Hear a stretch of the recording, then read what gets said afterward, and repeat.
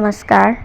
ये रामायण कथा पूरी तरह से श्रीमद् वाल्मीकि रामायण के ऊपर आधारित है। यदि आप इसका निरंतर श्रवण करते रहना चाहते हो तो इस चैनल को सब्सक्राइब जरूर कर लें और आगे आने वाले सभी पॉडकास्ट के नोटिफिकेशन के लिए बेल आइकन को भी जरूर से प्रेस कर दें। अब हम सुनेंगे 43वां सर्ग, महारानी कौशल्या का विलाप।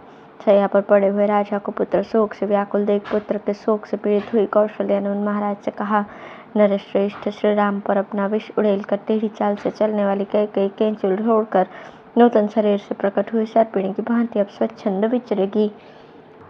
जैसे घर में रहने वाला दुष्ट सर्प बारंबार भय देता रहता है, उसी प्रकार श्री रामचंद्र जी को वनवास देकर सफल मनोरथ हुई सुभगा कैकेयी सदा सावधान होकर मुझे त्रास देती रहेगी। यदि श्री राम इस नगर में भिक्षा मांगते हुए भी घर में रहते अथवा मेरे पुत्र को कैकेयी का दास भी बना दिया गया होता तो वैसा वरदान मुझे भी अभिष्ट होता, क्योंकि उस दशा में मुझे भी श्री राम का दर्शन होता रहता। श्री राम के वनवास का वरदान तो कैकेयी ने मुझे दुख देने के लिए ही मांगा है। कैकेयी ने अपनी इच्छा के अनुसार श्री राम को उनके स्थान से भ्रष्ट करके वैसा ही किया है, जैसे किसी अग्निहोत्री ने पर्व के दिन देवताओं को उनके भाग से वंचित करके राक्षसों को वो भाग अर्पित कर दिया हो। गजराज के समान मंद गति से चलने वाले वीर महाबाहु धनुर्धर श्री राम निश्चय ही अपनी पत्नी और लक्ष्मण के साथ वन में प्रवेश कर रहे होंगे। महाराज, जिन्होंने जीवन में कभी दुख नहीं देखे थे, उन श्री राम, लक्ष्मण और सीता को अपने कैकेयी की बातों में आकर वन में भेज दिया। अब उन विचारों की वनवास के कष्ट भोगने के सिवा और क्या अवस्था होगी। रत्न तुल्य उत्तम वस्तुओं से वंचित हुए तीनों तरुण सुख रूप फल भोगने के समय घर से निकाल दिए गए। अब वे बेचारे फल मूल का भोजन करके कैसे रह सकेंगे। क्या अब फिर मेरे शोक को नष्ट करने वाला वो शुभ समय आएगा जब मैं सीता और लक्ष्मण के साथ वन से लौटे हुए श्री राम को देखूंगी। कब वो शुभ अवसर प्राप्त होगा जबकि वीर श्री राम और लक्ष्मण वन से लौट आए। यह सुनते ही यशस्विनी अयोध्यापुरी के सब लोग हर्ष से उल्लासित होकर उठेंगे और घर घर फहराए गए ऊंचे ऊंचे ध्वज समूह पूरी की शोभा बढ़ाने लगेंगे। नरश्रेष्ठ, श्री राम और लक्ष्मण को पुनः वन से आया हुआ देखकर यह अयोध्यापुरी पूर्णिमा के उमड़ते हुए समुद्र की भांति कब हर्षोल्लास से परिपूर्ण होगी। जैसे सांड गाय को आगे करके चलता है, उसी प्रकार वीर महाबाहु श्री राम रथ पर सीता को आगे करके कब अयोध्यापुरी में प्रवेश करेंगे। कब यहाँ के सहस्त्रों मनुष्य पुरी में प्रवेश करते और राजमार्ग पर चलते हुए मेरे दोनों शत्रुदमन पुत्रों पर लावा की वर्षा करेंगे। उत्तम आयुध एवं खड्ग लिए शिखर युक्त पर्वतों के समान प्रतीत होने वाले श्री राम और लक्ष्मण सुंदर कुंडलों से अलंकृत होकर कब अयोध्यापुरी में प्रवेश करते हुए मेरे नेत्रों के समक्ष प्रकट होंगे। कब ब्राह्मणों की कन्याएं हर्षपूर्वक फूल और फल अर्पण करती हुई अयोध्यापुरी की परिक्रमा करेंगी। कब ज्ञान में बढ़े चढ़े और अवस्था में देवताओं के समान तेजस्वी धर्मात्मा श्री राम उत्तम वर्षा की भांति जन समुदाय का लालन करते हुए यहाँ पधारेंगे। इसमें संदेह नहीं कि पूर्व जन्म में मुझ नीच आचार विचार वाली नारी ने बछड़ों के दूध पीने के लिए उद्यत होते ही उनकी माताओं के स्तन काट दिए होंगे। जैसे किसी सिंह ने छोटे से बछड़े वाली वत्सला गौ को बलपूर्वक बछड़े से हीन कर दिया हो, उसी प्रकार कैकेयी ने मुझे बलात् अपने पुत्र से विलग कर दिया है। जो उत्तम गुणों से युक्त और संपूर्ण शास्त्रों में प्रवीण हैं, उन अपने पुत्र श्री राम के बिना मैं इकलौते पुत्र वाली माँ जीवित नहीं रह सकती। अब अपने प्रिय पुत्र श्री राम और महाबली लक्ष्मण को देखे बिना मुझे में जीवित रहने की कुछ भी शक्ति नहीं है। जैसे ग्रीष्म ऋतु में उत्कृष्ट प्रभाव वाले भगवान सूर्य अपनी किरणों द्वारा इस पृथ्वी को अधिक ताप देते हैं, उसी प्रकार ये पुत्र शोक जनित महान अहितकारक अग्नि आज मुझे जला दे रही है। अब है सुमित्रा का कौशल्या को आश्वासन देना। नारियों में श्रेष्ठ कौशल्या को इस प्रकार विलाप करती देख धर्मपरायणा सुमित्रा ये धर्मयुक्त बात बोली, आर्ये, तुम्हारे पुत्र श्री राम उत्तम गुणों से युक्त और पुरुषों में श्रेष्ठ हैं। उनके लिए इस प्रकार विलाप करना और दीनतापूर्वक रोना व्यर्थ है।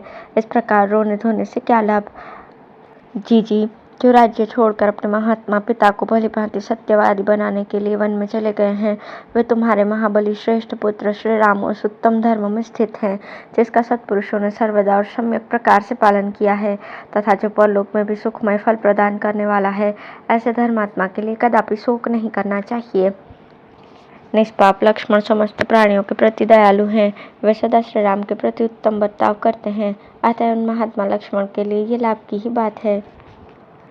विदेह नंदिनी सीता भी जो सुख भोगने के ही योग्य है, वनवास के दुखों को भली भांति सोच समझ कर ही तुम्हारे धर्मात्मा पुत्र का अनुसरण करती है। जो प्रभु संसार में अपनी कीर्तिमय पताका फहरा रहे हैं और सदा सत्यव्रत के पालन में तत्पर रहते हैं, उन धर्म स्वरूप तुम्हारे पुत्र श्री राम को कौन सा श्रेय प्राप्त नहीं हुआ है। श्री राम की पवित्रता और उत्तम महात्म्य को जानकर निश्चय ही सूर्य अपने किरणों द्वारा उनके शरीर को संतप्त नहीं कर सकते। सभी समयों में वनों से निकली हुई उचित सर्दी और गर्मी से युक्त सुखद एवं मंगलमय वायु श्री रघुनाथ जी की सेवा करेगी। रात्रि काल में धूप का कष्ट दूर करने वाले शीतल चंद्रमा सोते हुए निष्पाप श्री राम का अपने किरण रूप करों से आलिंगन और स्पर्श करके उन्हें आह्लाद प्रदान करेंगे। श्री राम के द्वारा रणभूमि में तिमि ध्वज के पुत्र दानवराज सुबाहु को मारा गया देख विश्वामित्र जी ने उन महातेजस्वी वीर को बहुत से दिव्यास्त्र प्रदान किए थे। वे पुरुष श्री राम बड़े शूरवीर हैं। वे अपने ही बाहुबल का आश्रय लेकर जैसे महल में रहते थे, उसी प्रकार वन में भी निडर होकर रहेंगे। जिनके बाणों का लक्ष्य बनकर सभी शत्रु विनाश को प्राप्त होते हैं, उनके शासन में ये पृथ्वी और यहाँ के प्राणी कैसे नहीं रह सकेंगे। श्री राम की जैसी शारीरिक शोभा है, जैसा पराक्रम है और जैसी कल्याणकारिणी शक्ति है, उससे जान पड़ता है कि वे वनवास से लौटकर शीघ्र ही अपना राज्य प्राप्त कर लेंगे। श्री राम सूर्य के भी सूर्य और अग्नि के भी अग्नि हैं। वे प्रभु के भी प्रभु हैं, लक्ष्मी की भी उत्तम लक्ष्मी और क्षमा की भी क्षमा है। इतना ही नहीं, वे देवताओं के भी देवता और भूतों के भी उत्तम भूत हैं। वे वन में रहें या नगर में, उनके लिए कौन से चराचर प्राणी दोषावह हो सकते हैं। पुरुष शिरोमणि श्री राम शीघ्र ही पृथ्वी, सीता और लक्ष्मी इन तीनों के साथ राज्य पर अभिषिक्त होंगे। जिनको नगर से निकलते देखा अयोध्या का सारा जन समुदाय शोक के वेग से आहत होकर नेत्रों से दुख के आंसू बहा रहा है।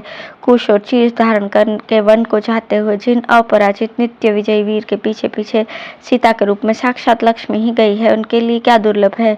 जिनके आगे धनुर्धारियों में श्रेष्ठ लक्ष्मण स्वयं बाण और खड्ग आदि अस्त्र लिए जा रहे हैं, उनके लिए जगत में कौन सी वस्तु दुर्लभ है। मैं तुमसे सत्य कहती हूँ, तुम वनवास की अवधि पूर्ण होने पर यहाँ लौटे हुए श्री राम को फिर देखोगी, इसलिए तुम शोक और मोह को त्याग दो। कल्याणी, तुम नवोदित चंद्रमा के समान अपने पुत्र को पुनः अपने चरणों में मस्तक रखकर प्रणाम करते देखोगी। राजभवन में प्रविष्ट होकर पुनः राजपद पर अभिषिक्त हुए अपने पुत्र को बड़ी भारी राजलक्ष्मी से संपन्न देखकर तुम शीघ्र ही अपने नेत्रों से आनंद के आंसू बहाओगी। श्री राम के लिए तुम्हारे मन में शोक और दुख नहीं होना चाहिए, क्योंकि उनमें कोई अशुभ बात दिखाई नहीं देती।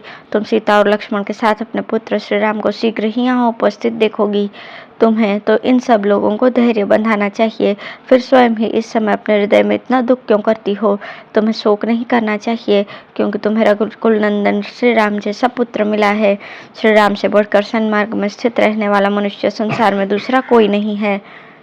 जैसे वर्षा काल के मेघों की घटा जल की वृष्टि करती है, उसी प्रकार तुम सुयोधन सहित अपने पुत्र श्री राम को अपने चरणों में प्रणाम करते देखकर शीघ्र ही आनंद पूर्वक आंसुओं की वर्षा करोगी। तुम्हारे वरदायक पुत्र पुनः शीघ्र ही अयोध्या में आकर अपने मोटे मोटे कोमल हाथों द्वारा तुम्हारे दोनों पैरों को दबाएंगे।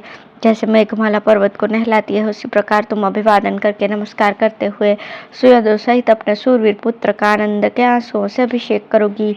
बातचीत करने में कुशल, दोष रहित तथा रमणीय रूप वाली देवी सुमित्रा इस प्रकार तरह तरह की बातों से श्री राम माता कौशल्या को आश्वासन देती हुई उपयुक्त बातें कहकर चुप हो गईं। लक्ष्मण की माता का वो वचन सुनकर महाराज दशरथ की पत्नी तथा श्री राम की माता कौशल्या का सारा शोक उनके शरीर में ही तत्काल विलीन हो गया।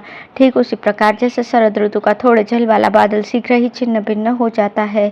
इस प्रकार श्री वाल्मीकि निर्मित रामायण आदि काव्य के अयोध्या कांड में 44वां सर्ग पूर्ण हुआ।